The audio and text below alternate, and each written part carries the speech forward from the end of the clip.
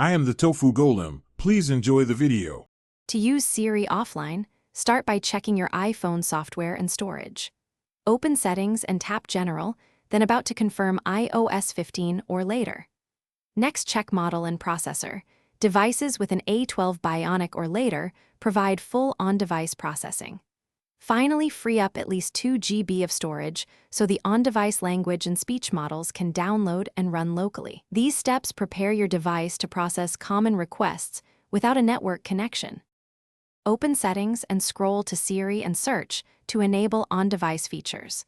Toggle on Listen for Hey Siri so the microphone continuously listens for your wake phrase locally. Next, enable Siri and then enable Use Offline Mode or on-device Siri processing if available. After that, open Settings, go to General, then Keyboard or Siri languages to download the language and dictation models. Downloading these models completes setup and ensures Siri can handle common. When you are offline, use Siri for device tasks and local data access primarily. Ask Siri to set timers, create alarms, send messages via local apps, control HomeKit devices, and open settings without a network. Prefer short, specific commands like set a timer for 10 minutes or turn in bedroom lights for faster local processing and higher accuracy.